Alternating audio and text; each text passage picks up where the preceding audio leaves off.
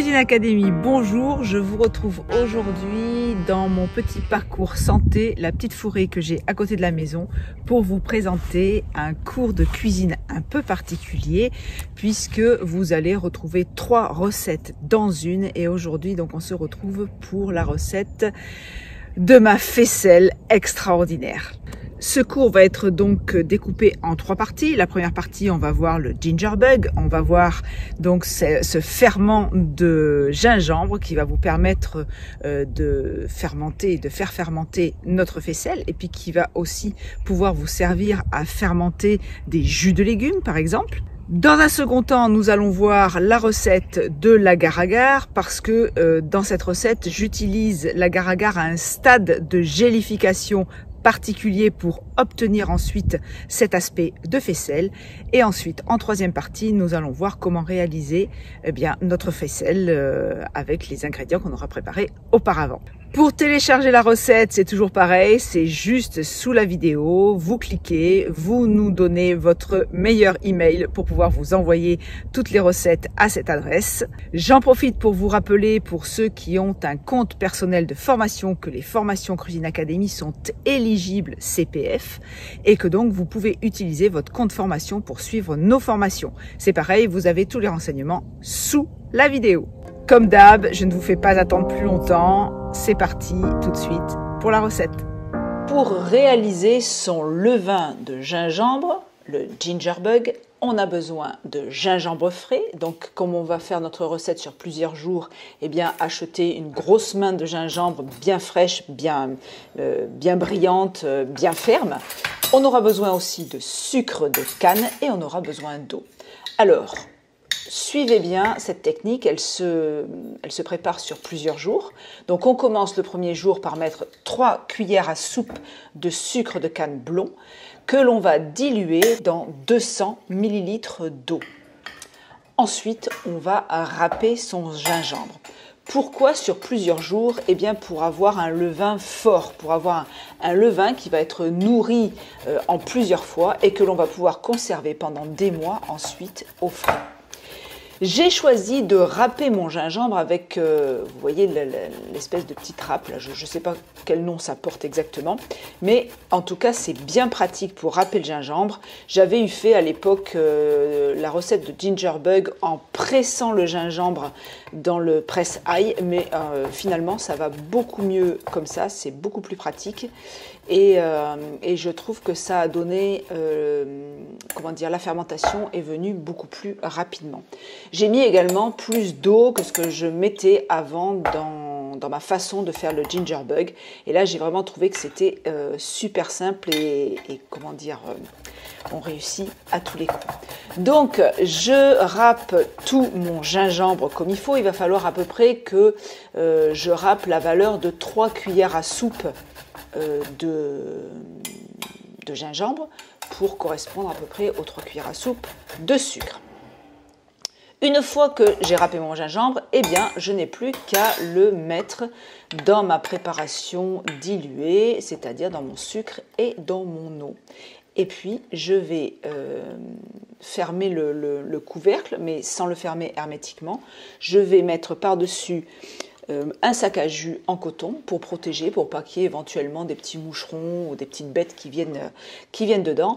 Et je vais le laisser fermenter comme ça 24 heures. Le lendemain, je récupère ma préparation et je vais refaire la même opération. Je vais remettre dedans mes 3 cuillères à soupe de sucre de canne. Je vais à nouveau rajouter 200 ml d'eau et puis je vais à nouveau râper du gingembre frais dedans.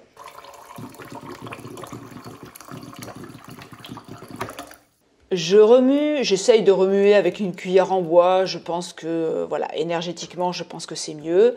Je remets mon couvercle sur mon ginger bug sans le fermer hermétiquement. Je remets mon petit sac à jus et puis j'attends encore 24 heures. 24 heures plus tard, je commence, moi, déjà à voir des bulles. Donc la fermentation a déjà pris.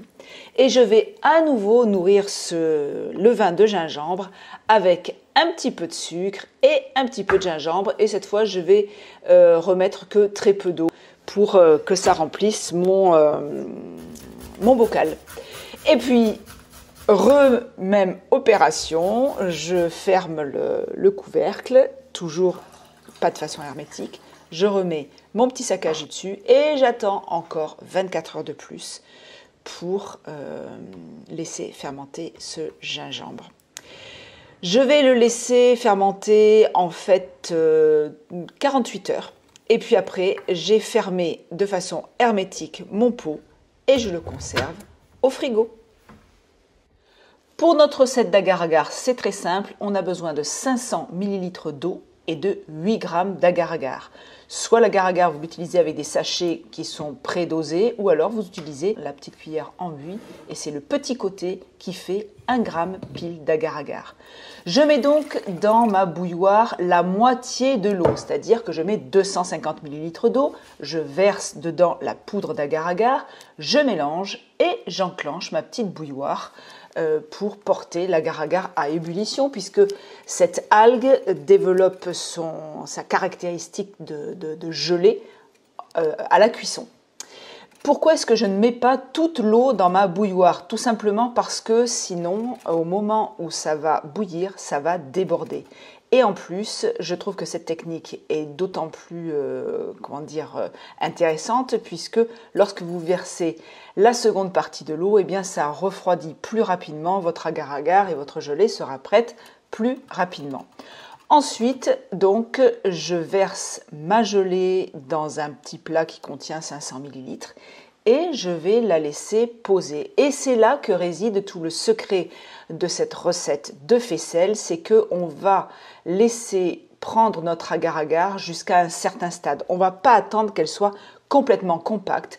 Vous voyez, au bout de 25 minutes de refroidissement, eh bien, elle est parfaite. On peut attaquer notre yaourt.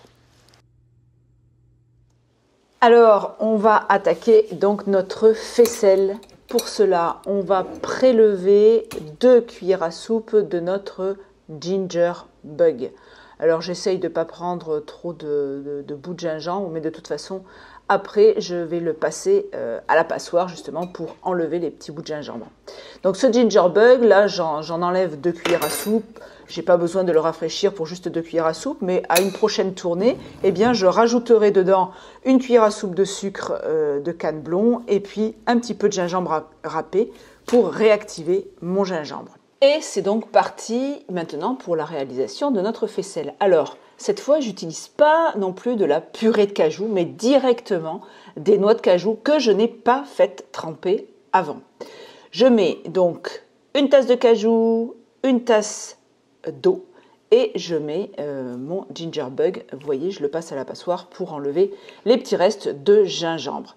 Je vais faire cette préparation sous vide avec le blender de chez Cuvings, le Vacuum Blender. Voilà, ce blender est pratique pour ne pas incorporer d'air dans ces préparations.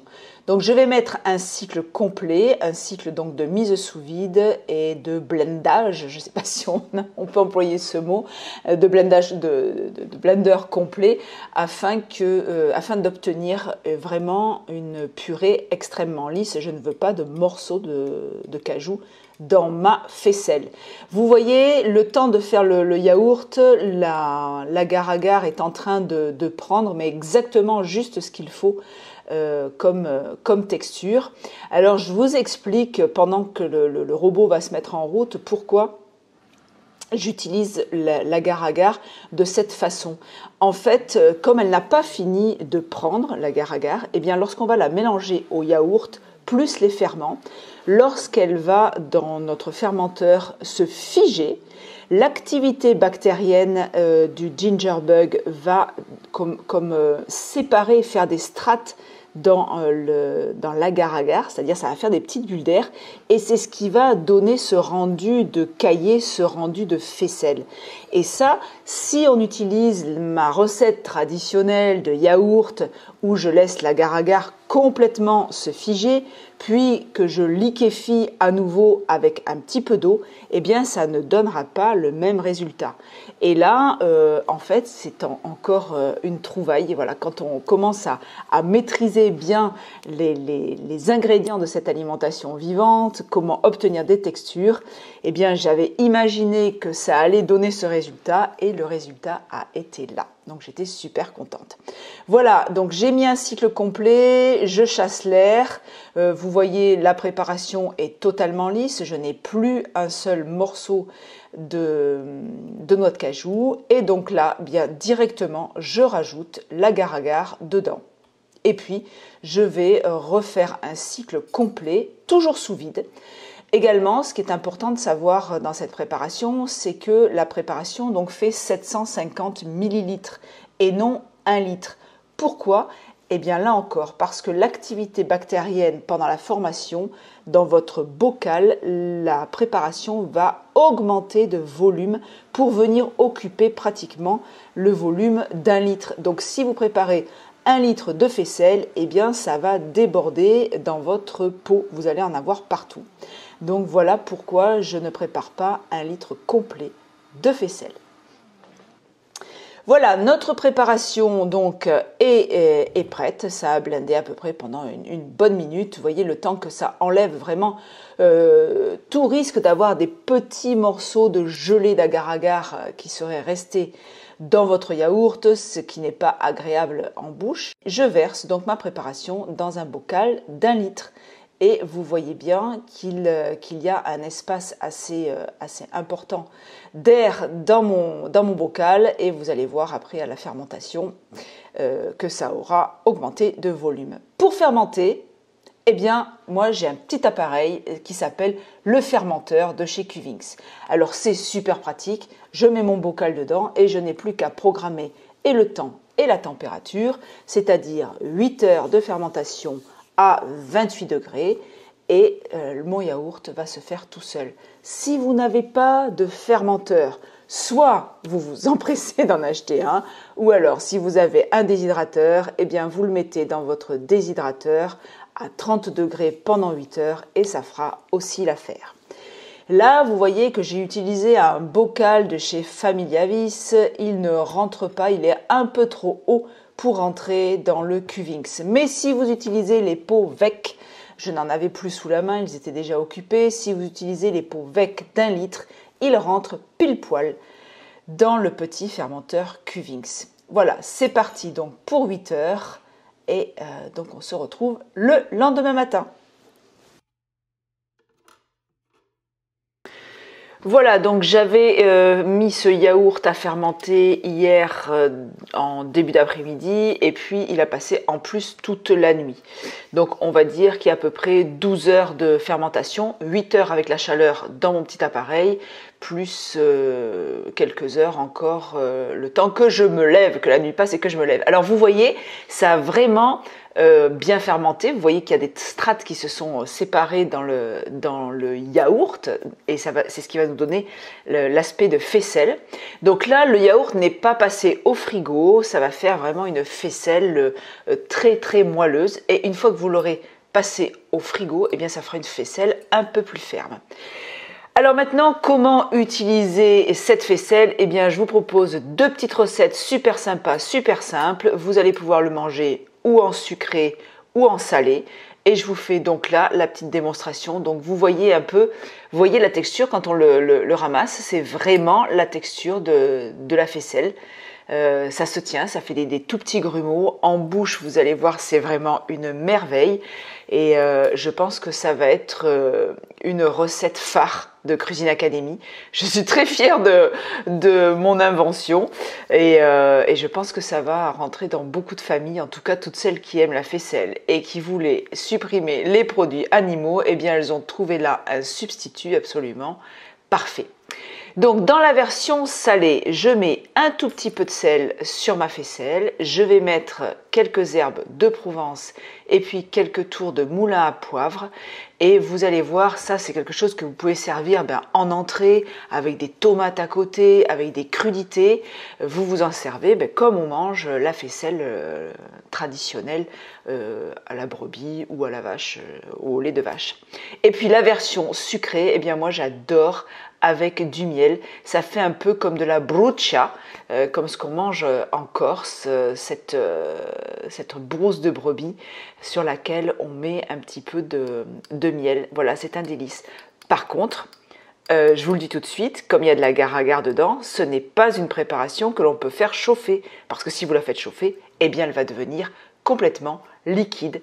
Voilà, vous n'avez plus qu'à remuer un tout petit peu, à goûter ça et à m'en dire des nouvelles. Et voilà, je suis quasiment sûre du résultat. À savoir que lorsque vous venez juste de préparer votre brousse de brebis, elle est très douce et plus vous allez la laisser maturer au frigo, plus il y aura cette petite pointe d'acidité que l'on retrouve dans les produits laitiers, mais qui n'est vraiment pas dominante, pas désagréable, mais voilà, c'est un produit qui va s'affiner. Voilà, donc c'était une vidéo un peu plus longue que d'habitude. J'espère que vous avez aimé ce format. C'est comme si vous aviez suivi quasiment un cours en direct avec moi. Et je vais continuer ma petite balade dans la forêt. Je vous dis à très bientôt pour de nouvelles vidéos. N'oubliez pas de partager, de liker et de me laisser un petit commentaire. Ça me fait toujours plaisir. Sur la vidéo de la semaine dernière des endives à la béchamel, vous avez battu les records d'emails. Je crois que j'ai reçu plus de 300 emails au sujet de cette recette et je vous en remercie. Je vous souhaite une excellente semaine et puis je vous dis à très bientôt pour de nouvelles vidéos. Ciao, ciao!